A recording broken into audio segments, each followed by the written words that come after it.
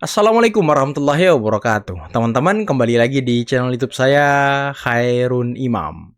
Gimana nih kabar kalian? Semoga kita semua selalu diberi kesehatan, kemudahan, dan juga limpahan rezeki dari Yang Maha Kuasa.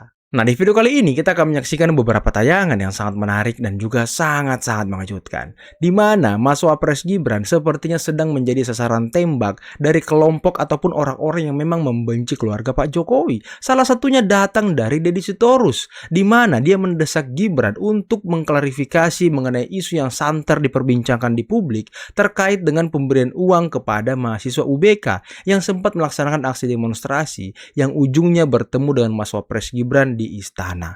Nah, yang menarik, ada satu partai penguasa yang sekarang mulai pasang badan untuk membela Mas Wapres Gibran, yakni Partai Gerindra. Kira-kira ada apa ya? Nanti kita simak videonya. Karena selain itu, kita juga akan menyaksikan bagaimana dua kuasa hukum dari Pak Jokowi, yakni Pak Yakub Hasibuan dan juga Bung Rifai, membungkam omon-omon dari pengacara Roy Suryo dan orang-orang yang selama ini mendukung Roy Suryo. Tapi sebelum kita mulai, jangan lupa like, subscribe, dan share. Dan tanpa perlu berlama-lama lagi, mari kita mulai videonya berikut ini.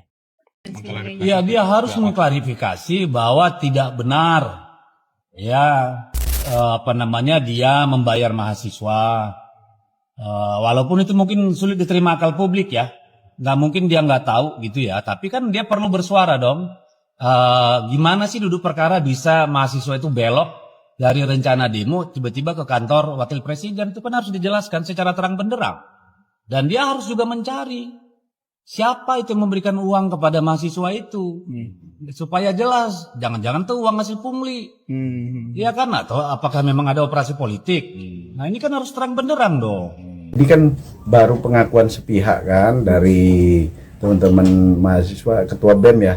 Ketua BEM Fakultas Hukum UBK kan.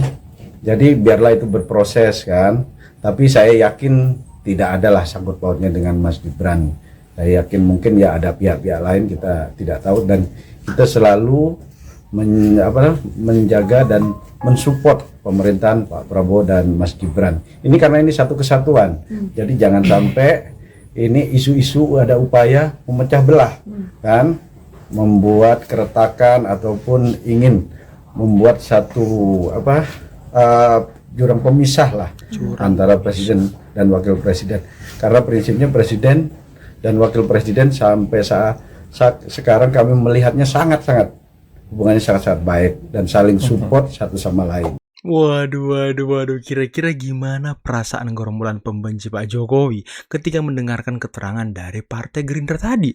Bahwa ini ada jurang pemisah, ada yang berusaha memecah belah. Waduh, apa kabar Said Didu? Apa kabar Sunarko, Ferdinand Hutahian, Deddy Sitorus, dan orang-orang yang selama ini mengorkestrasi ataupun menarasikan mengenai perpecahan antara Pak Jokowi dan juga Pak Prabowo. Ada yang memfitnah Pak Jokowi mendalangi demo, ada yang memfitnah Pak Jokowi, waduh banyak sekali, ingin menggulingkan Presiden Prabowo biar nanti Gibran jadi presiden. Dengar tadi tuh keterangan dari Partai Gerindra, sudah sangat jelas dan gamblang.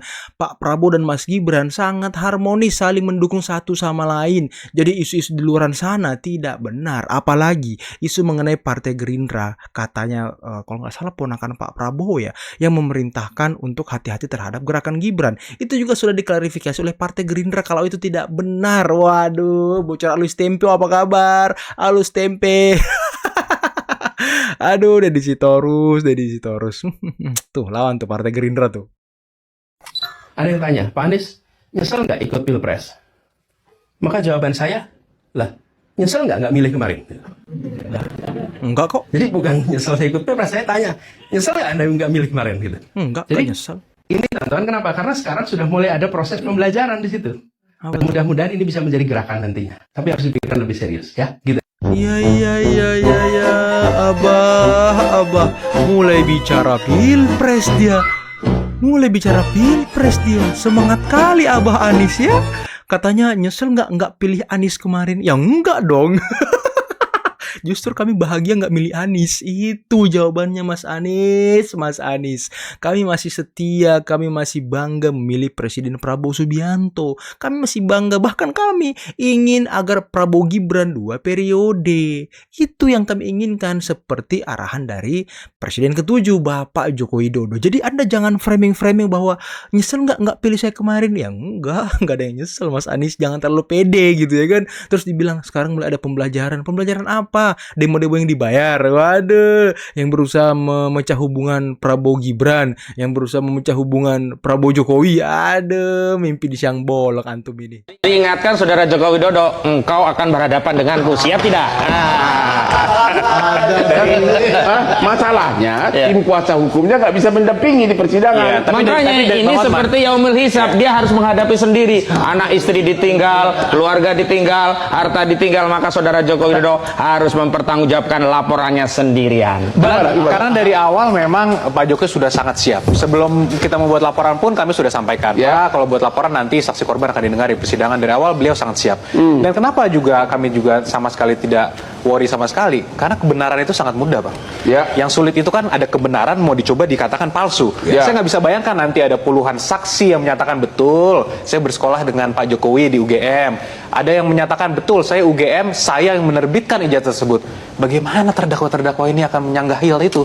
Kita sama-sama advokat, Bang. Bayangkan saja ketika UGM menyatakan betul itu adalah produk saya. Oh, mampus deh lo. Saya punya pengalaman, Siap Bang. semuanya katanya. Saya punya pengalaman. Ada yang UGM, ada teman sekolah. Lu bisa buktikan apa? Apa yang dituangkan di BAP belum tentu itu akan diterangkan di dalam pengadilan. Bahkan di saat kasus Bambang Tri, ada seorang saksi yang mengaku dia itu bersumpah dan menyatakan bahwa dia tidak terima Al-Quran dijadikan sarana untuk menebarkan kebohongan. Ternyata dia bukan Muslim, sehingga dia diangkat sumpah. Saya bertanya kali itu, kenapa Anda kok bisa begini? Dulu sudah disediakan di BAP. Artinya apa? Seluruh keterangan yang ada hari ini belum bisa kita buktikan bahwa itu konsisten sebelum diperiksa di dalam sebuah persidangan yang terbuka untuk umum. Dan dalam konteks pembuktian dalam KUHAP, apa yang dinyatakan oleh saksi adalah apa yang menjadi pembuktian adalah yang dinyatakan dalam persidangan. Senjata saudara yang paling kuat untuk menyatakan ijazah itu palsu? Apa senjata saudara? Tentu pertama penelitian Roy Suryo. Kedua yang paling krusial dan semua orang juga sudah tahu adalah objek ijazah itu sendiri, di mana ada foto yang kemudian itu diragukan bahwa itu foto-foto Saudara Joko Widodo. Tapi di luar itu dalam strategi pembelaan ada hal-hal yang memang kita ungkap agar mereka tidak tahu apa yang kita sembunyikan.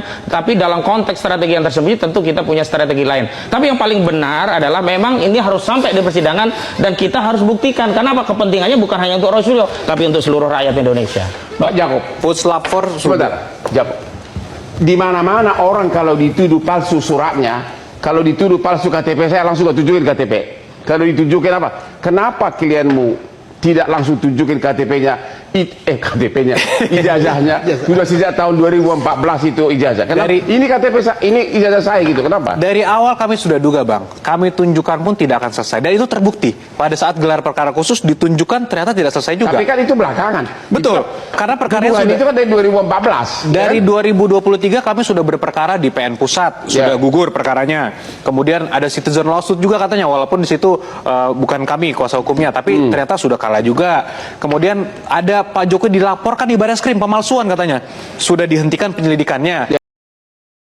Tapi saya perlu garis bawahi, baik Pak Jokowi maupun kami penasihat hukum secara konsisten dari tahun lalu sampai dengan hari kemarin, termasuk juga jauh sebelum terjadinya penahanan di rencana penahanan di tahun lalu ya, yang sempat juga ini tertunda setelah proses kedokteran. Kami secara konsisten selalu bicara Pak Jokowi tidak ada kepentingan untuk ditahan dan tidak ditahan. Bahkan sebelum upaya itu terjadi, banyak wartawan tanya, kami tegaskan itu.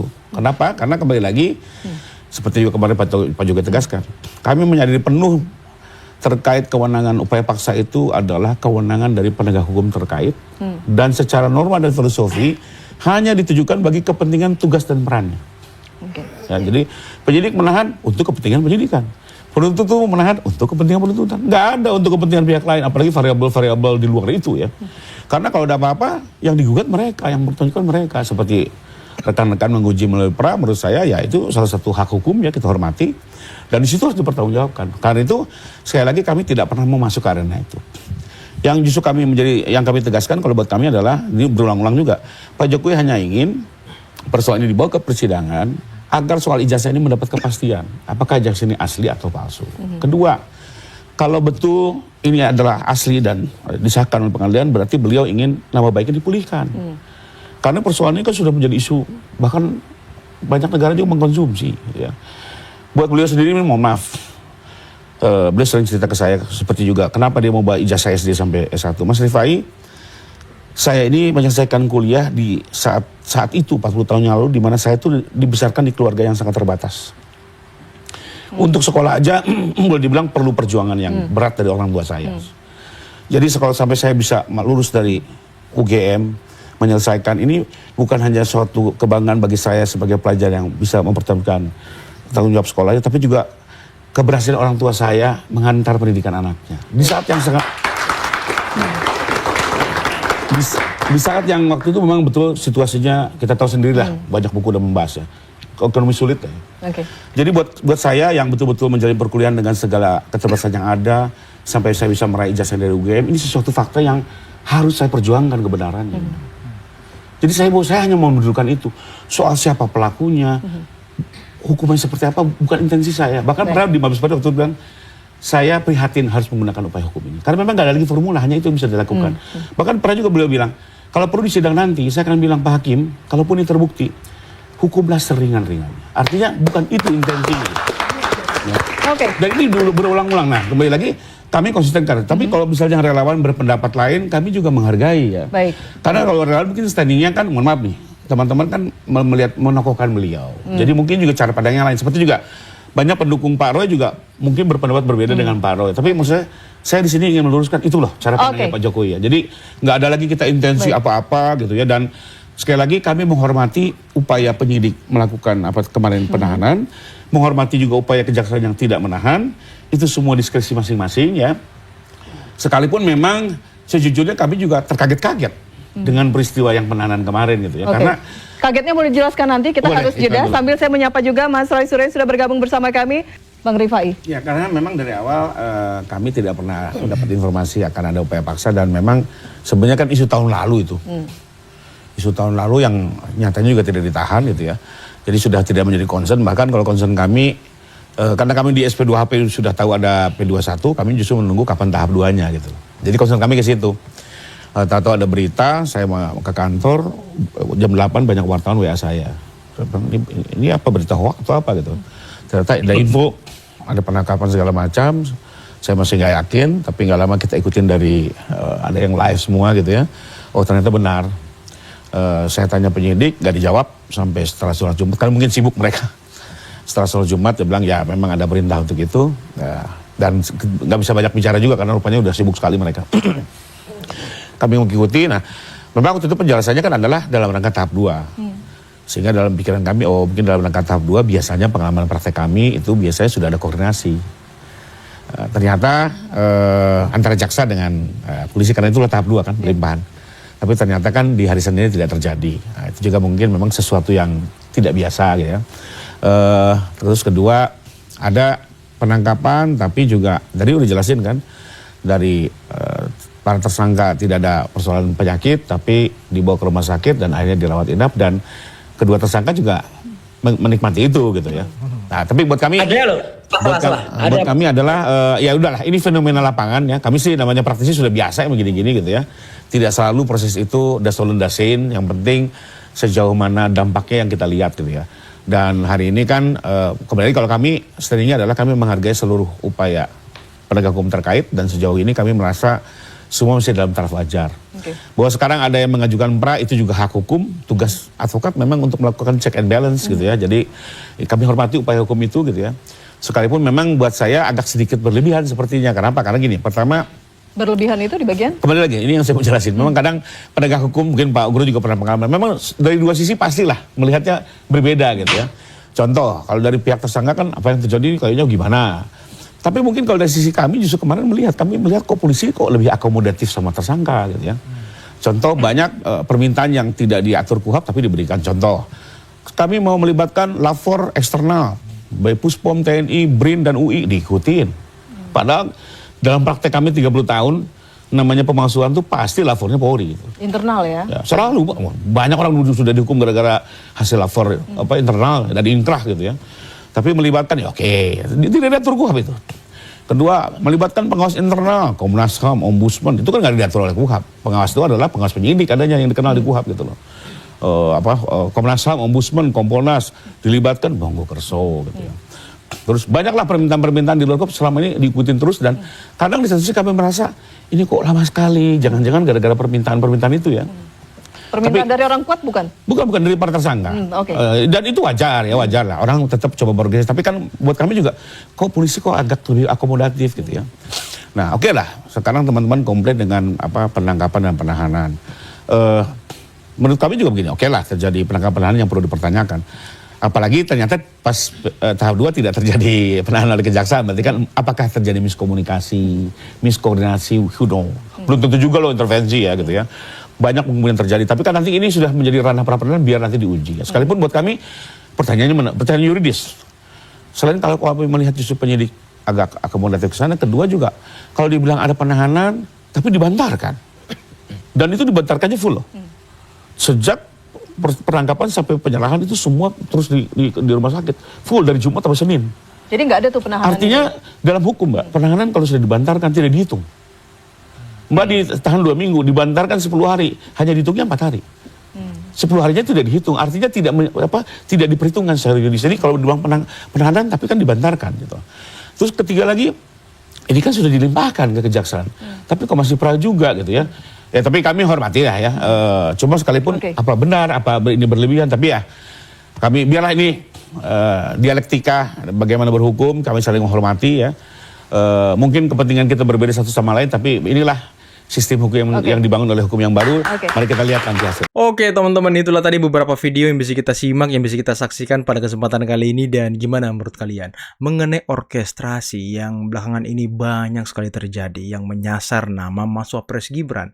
Yang pertama, adanya informasi dari bocor halus Tempo beberapa waktu yang lalu yang mengatakan bahwa ponakan Prabowo dari Partai Gerindra memerintahkan kader-kadernya untuk bersiaga ataupun memperhatikan ataupun mengintai pergerakan Gibran di daerah-daerah. Dan ini sudah langsung diklarifikasi oleh Partai Gerindra sendiri bahwa itu informasinya tidak benar. Dan yang kedua, ada orkestrasi mengenai Gibran diduga membayar pendemo agar mau mengalihkan lokasi demonstrasinya yang sebelumnya di jalanan kemudian di Istana Wapres. Nah ini dari Sitorus Kudet nih, mahasiswa ini demo di jalan kemudian diundang oleh Mas Wapres, ingin diserap aspirasinya, bukan mau diintervensi, bukan mau dikendalikan, bukan. Dan mengenai yang memberikan uang, tadi sudah dijelaskan oleh Partai Gerindra bahwa hati-hati terhadap upaya adu domba. Dan kalau kita perhatikan ya, saya sih agak curiga memang ini ada semacam operasi Black Ops. Waduh, Black Ops nggak tuh? Yang dimana Mas Wapres Gibran ingin dirusak hubungannya dengan Presiden Prabowo. Apalagi kemarin Pak Prabowo sudah spill ketika dia berpidato bahwa beliau sudah tahu siapa yang membayar pendemo ini. Waduh. Apakah Mas Gibran? Ya tentu saja tidak, karena Partai Gerindra sendiri tadi sudah tegas mengatakan bahwa Pak Prabowo dan juga Mas Wapres Gibran masih sangat harmonis, masih saling dukung, masih saling bahu-membahu untuk membangun bangsa, teman-teman. Jadi jangan kita mudah terframing oleh isu-isu murahan, apalagi yang selalu dihembuskan Said Didu dan kawan-kawannya yang katanya Pak Jokowi berusaha untuk menunggangi aksi demonstrasi karena nanti ketika berhasil digulingkan presiden yang mendapatkan untung banyak itu adalah wakilnya, yakni Gibran, yang dimana Gibran anak Jokowi. Nah ini kan framing-framing jahat yang berusaha untuk merusak harmonisasi antara pemimpin negeri ini, teman-teman. Dan ini bahaya. Dan ya siapa sih yang mau terjadi aksi demonstrasi yang chaos di negeri ini? Nggak ada yang mau, teman-teman. Tidak ada hal positif yang bisa kita ambil dari aksi demonstrasi yang chaos. Malah fasilitas umum dirusak, masyarakat banyak jadi korban, mahasiswa pasti juga banyak jadi korban, polisi banyak jadi korban. Jadi korban akan berjatuhan di semua sisi, di semua pihak. Dan ini yang diuntungkan siapa? Yang orang yang punya motif politik, orang yang mau berkuasa tapi tidak ingin melalui pemilu, orang yang ingin berontak. Itu yang kita harus jaga. Makanya hati-hati, jangan mudah emosi, tahan diri. Seperti apa yang dikatakan oleh Pak Jokowi ketika beliau berpidato di ulang tahun YouTuber Nusantara. Jangan mudah curiga, jangan mudah menuduh, jangan mudah kita mengira-ngira, karena bahaya teman-teman.